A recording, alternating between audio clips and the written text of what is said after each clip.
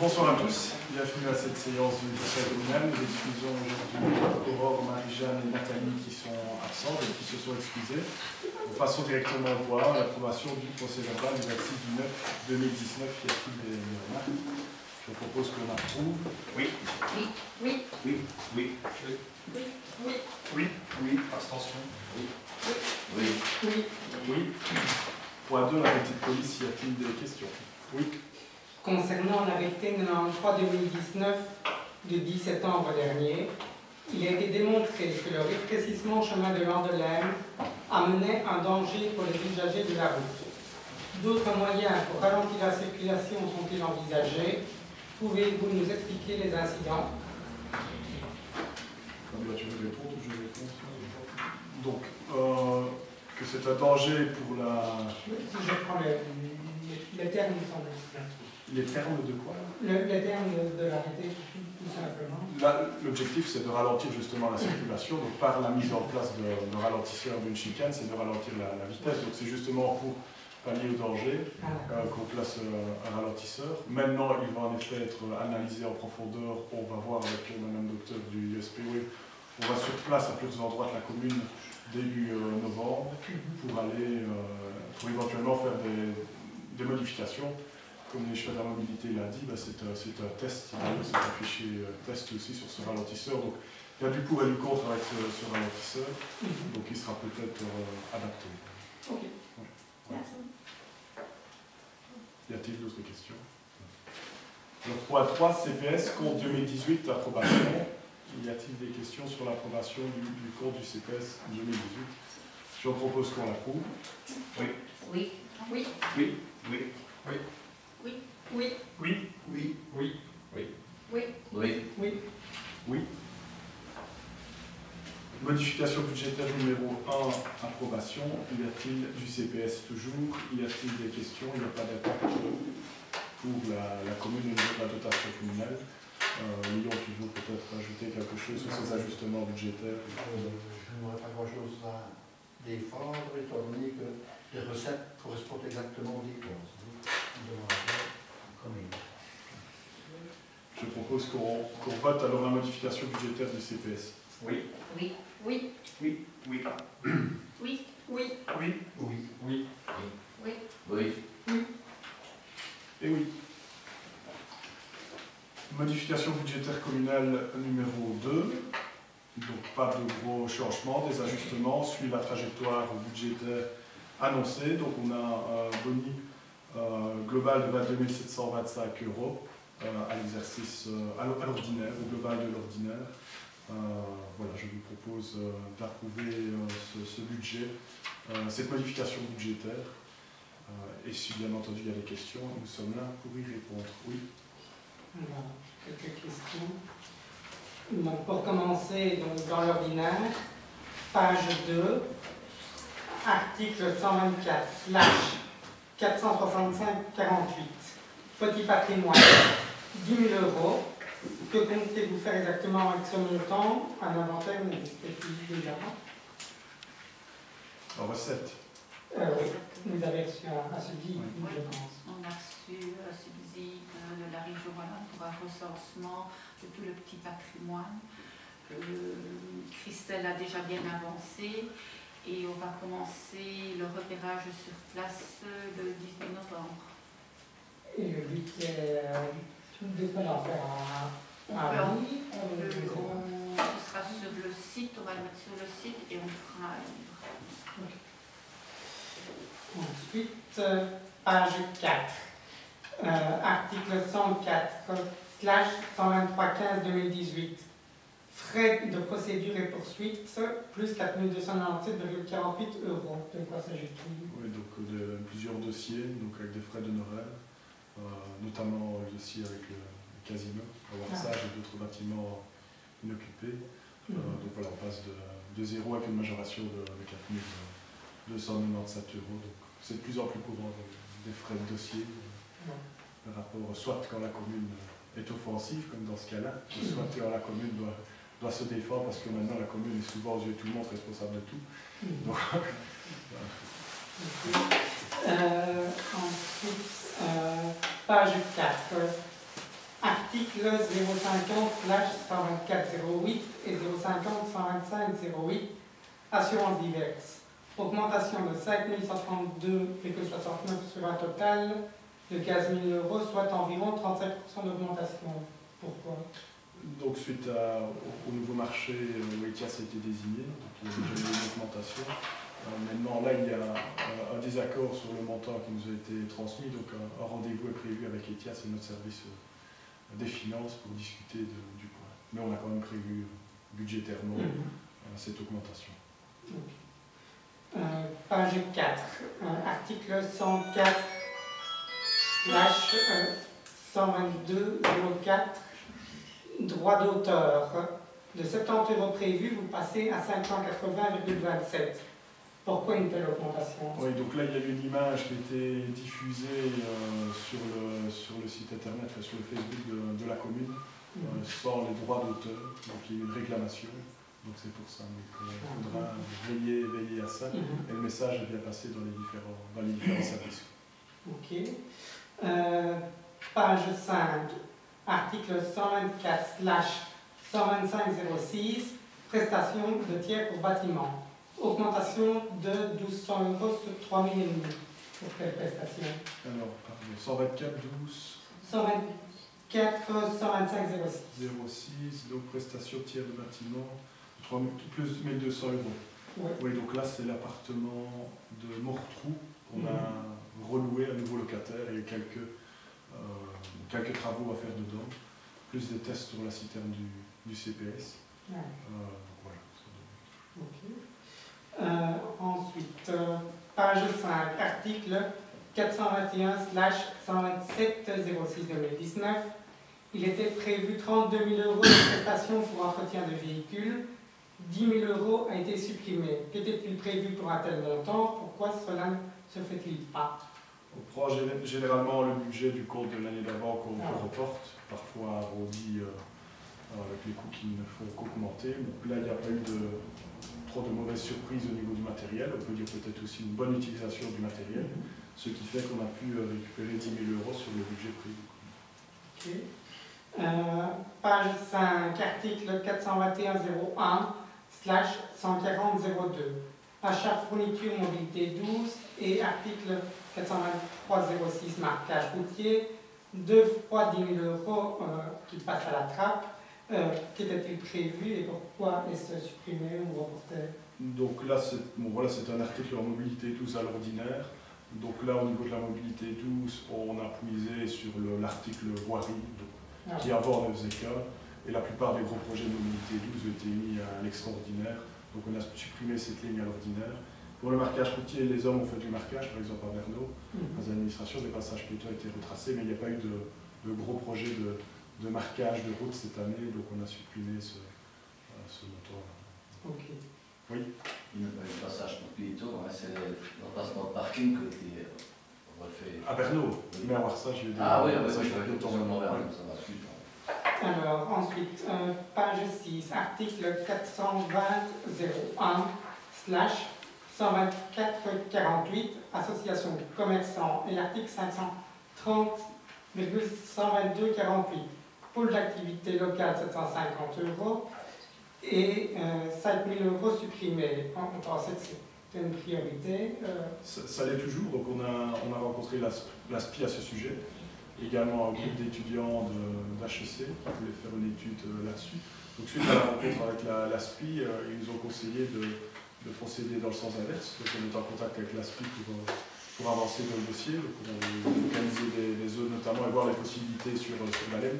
Donc c'est un conseil de l'ASPI de fonctionner dans ce sens-là, de ne pas faire une étude qui pourrait en gros générer un espoir que ça va se faire du jour au lendemain alors qu'on n'est pas non plus, c'est un projet de longue haleine. Et l'association des commerçants? L'association des commerçants, ça c'est un projet. Voilà, c'est un projet, donc les 750 €, je n'ai pas encore le temps actuel de m'en occuper. Voilà, ok. Ensuite, page 6, selon la Copaloc, les chiffres des écoles étaient plutôt positifs. Pourtant, plusieurs articles concernant les salaires et indemnités des enseignants diminuent. Pouvez-vous nous expliquer? Quel article? Je ne veux pas faire de fausses argumentations, mais il y a aussi eu des départs et de plus en plus de jeunes institutrices, donc peut-être la charge du salaire salarial plus basse. C'est du traitement à charge de la commune, donc qui représente une faible partie, c'est plus des heures complémentaires, etc., par rapport à la masse qui est financée par la communauté française. C'est très peu représentatif en pourcentage par rapport Oui, on a réduit aussi l'intervention, puisque justement, comme les écoles se portent bien, c'est la communauté française qui prend en charge les salaires principalement. Parfois, pour séparer les classes, sur fonds communal, on payait des salaires complémentaires, que là, si on a un tel nombre d'élèves, on a eu un emploi ouvert. C'est notamment le cas à Aubin, qui justement, je vais revenir de ses centres, c'est peut-être trop fort, mais en tout cas, se porte très très bien et évolue très très bien. On a pendant 3 ans attribué des heures à concurrence de 9 à 12 heures, je pense, de mémoire, pour maintenir la 2 cycles et un peu besoin, puisque maintenant nous avons un capital période suffisant pour que l'école puisse subvenir elle-même à ses besoins. Page 6, article 722-96, /124-22, classe de dépaysement de 4 000 à 1 000 euros. Qu'est-ce que cela veut dire? Ça, on a déplacé les classes de mère s'organisaient avant la première semaine d'octobre et elle a été déplacée au mois d'avril. Donc c'est juste ça. Donc les classes de mère qui s'organisaient pour les 4e années au mois d'octobre a été déplacée au mois d'avril. Et donc c'est pas la même année budgétaire. Donc l'année prochaine, je verrai une augmentation à cet article puisque ça a été déplacé. Ensuite, page 6, article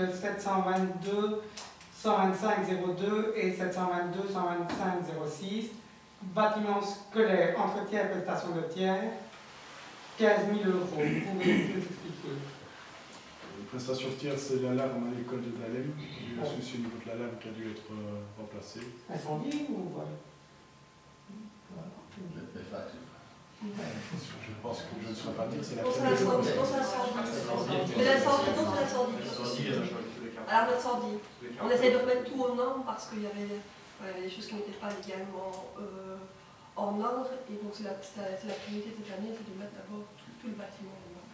L'ensemble de... au niveau incendie. Du charroi, dirais-je. Ok. Non-valeur de ne pas constater. Si on additionne les différents articles, on arrive à une somme de 9 240,83 euros. Pourriez-vous nous envoyer, s'il vous plaît, le détail de ces sommes, c'est-à-dire à quoi correspond les... On peut l'envoyer, bien entendu. Merci. Je passe à l'extraordinaire. Page 14, article 421/731-60 et RN 604 de 11 533,55 vous passez à 25 127,06 euros. Alors, aménagement de voirie. Donc là, on a voté plusieurs avenants au conseil communal pour des ajouts à charge communale, si tu te rappelles. Oui, c'est ça. Évidemment-là, ok. Toujours page 14, article 104/741-51, achat de mobilier bureau de 3 000 à 4 000. Pour quel mobilier? Quel mobilier? Le bureau de la directrice générale qui a été remplacé en Romanie. Il y a le nouveau bureau où il y a les deux nouvelles personnes. On va à droite. Oui, juste. C'est Romanie chez Sonia. La coordinatrice a fait tu vois, dans le coup. Donc, Et la brigadière. Oui. Chez Jocelyne, on a changé le bureau de place, je ne crois pas qu'il y ait un Une nouvelle armoire, un nouvel étage. On n'est pas au Paris. Ah ben, je ne sais pas. Il est temps d'aller au bureau. Moi, je vais dire que je toute la semaine, c'est ça que je vous en dis. Tu veux le tiroir qui a changé? De la pièce de l'école. Les photos. Alors, page 14, article 124/723-54. En 5 panneaux, 2 500 euros de quoi s'agit-il?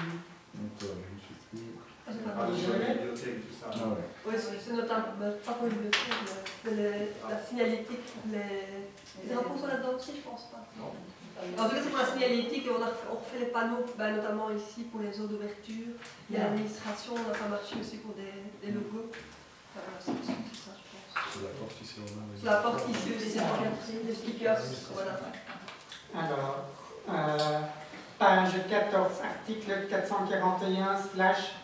441/735-55, honoraires du Biec du Moulin. Pour quels travaux? C'est une étude honoraire. C'est d'ailleurs, je pense qu'on en a parlé au niveau du conseil communal, de voir la connexion possible au niveau profiter des travaux. Il y a une étude qui est faite à ce niveau-là pour voir si on place une canalisation dans le biais du moulin pour reprendre les canalisations privées. Ah oui. Michel peut peut-être en dire plus. Mais... Donc l'étude va être faite pour tirer 2 tuyaux de 300 jusque derrière la propriété pour pouvoir remplir une partie du pied du moulin. Et donc ça, s'il y a un coup d'eau qui vient, on reprendra les eaux qui viennent. Ok. Honoraires pour la construction d'une maison de l'enfance. Où en est le projet? Bonne question. Non. Donc nous avons rencontré plusieurs fois les responsables de l'ONE. De mémoire, la dernière grosse réunion que nous avons réalisée date du mois de mai. Et le souci, c'est qu'en fait, au niveau de l'ONE, il y a une grande réforme qui est en cours. Nous avons d'ailleurs, Marie a participé, notre collaboratrice de la petite enfance, y a participé ici, juste début mi-septembre. Et donc, en fait, de notre côté, je vais dire, on avance le plus loin possible, mais on attend les dernières données de l'ONE, puisqu'il y avait les données au niveau financier, que ce soit pour les frais de fonctionnement, les frais de construction, étaient en discussion. Je pense qu'on attendait aussi un nouveau gouvernement. Et donc, voilà, maintenant, nous on est sur les stades. Donc, je veux dire, on attend les dernières infos pour pouvoir avancer et les éventuels futurs appels à projets. Mais nous, voilà, on sait déjà ce qu'on veut, le nombre d'enfants qu'on va accueillir. On essaie d'être au plus proche des infos parce que souvent, la difficulté pour les petites communes, c'est de se retrouver.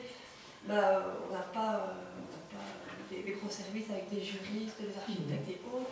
Donc souvent, les appels à projets sortent, ils restent un mois. Donc voilà, on essaie d'être proactif et d'avoir vraiment un max d'infos et qu'on n'ait plus qu'à s'ajuster par rapport aux nouvelles normes et pouvoir rentrer le projet au plus tôt. Okay. Mais il y a déjà une déclaration d'intention qui depuis 2017 existe à l'ONE, donc ils savent qu'on est prêt, on les attend. Ok, merci. Dernier point en ce qui me concerne, différents budgets de projets sont supprimés. Pouvez-vous nous dire si le projet est abandonné, reporté ou autre chose? La zone détente Sport Nature Vita, l'achat de terrain de cimetière, la lutte contre les inondations et le projet citoyen environnement énergie.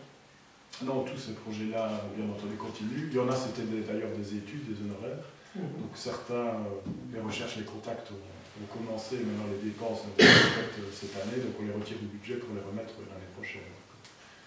Et sur les innovations, tu vois qu'il y a certains projets qui avancent. Il y a demande de permis pour les buts, notamment à Bernaud. Donc là, ça avance pas mal à ce niveau-là. Ok. Merci.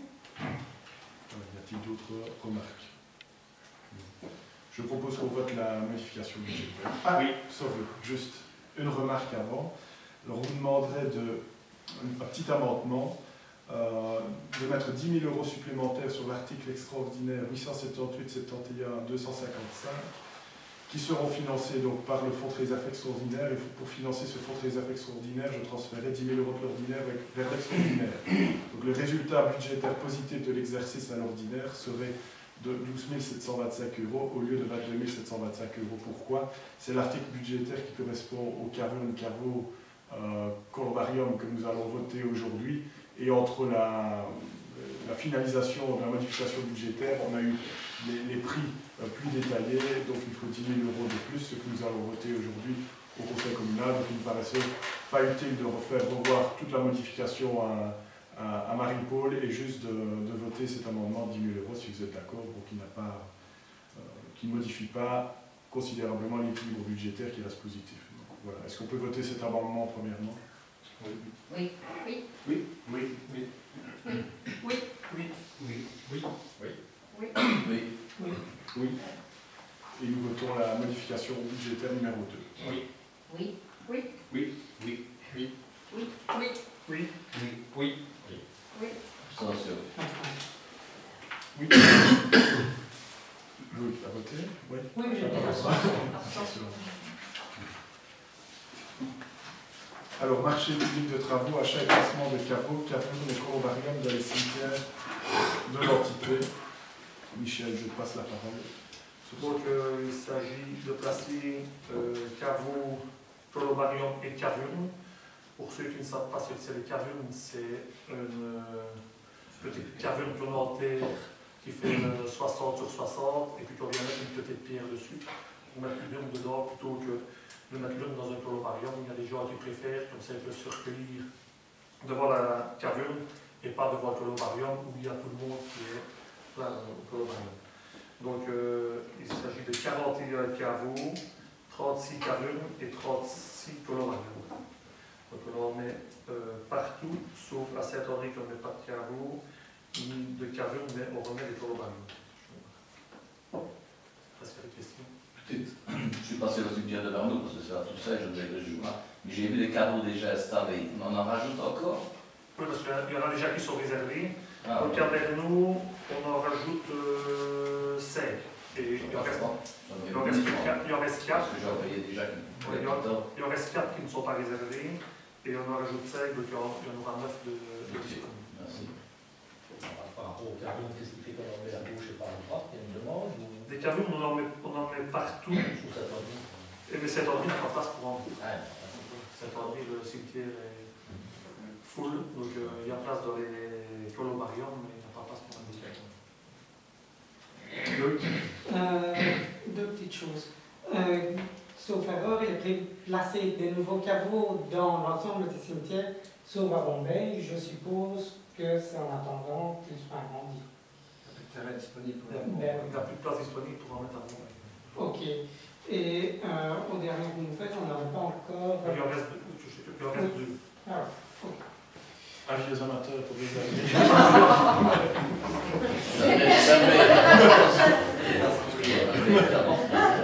Un investissement.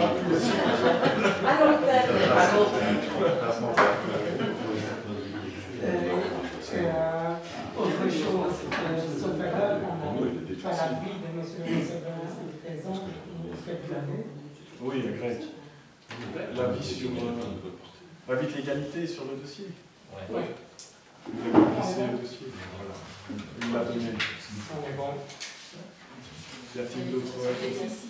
Il est ici. Voilà. Signé. Parfait. Faut relire. Mauvaise note. Donc je propose qu'on vote le point. Oui. Oui. Oui. Oui. Oui. Oui. Oui. Oui. Oui. Oui. Oui. Oui. Oui. Oui. Oui. Marché public de travaux, point 7, supracommunalité Liège-Europe Métropole, liaison douce sous main de Denis d'Alem, réhabilitation du tunnel et du pont du Tréveux à d'Alem, avenant numéro 4, approbation. Donc, un avenant supplémentaire à la suite de ces travaux qui avancent bien maintenant, mais ça prend du temps quand même. Le maintenant est important. Oui, le maintenant est important. C'est une mobilité.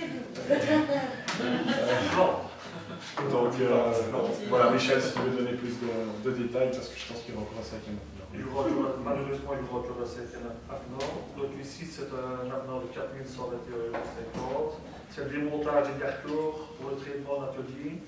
Le découpage des montants et remplacer des parties abîmées. Tous les garcors étaient placés dans les pierres de taille avec du plomb. Il n'y avait plus rien qui tenait. Donc il était impossible de refixer aussi les garcors avec du plomb quand ils allaient être traités. Donc ils ont mis des platines pour pouvoir refixer les garcors sur les pierres de taille et refixer tous les garcors. Voilà.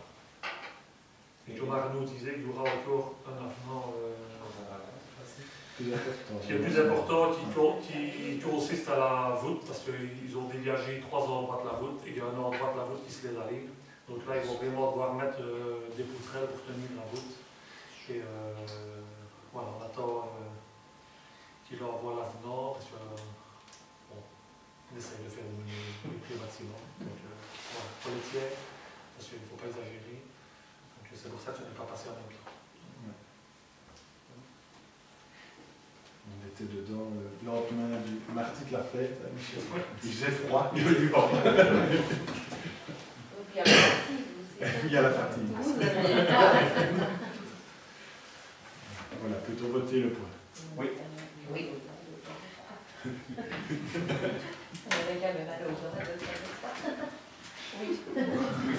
Oui.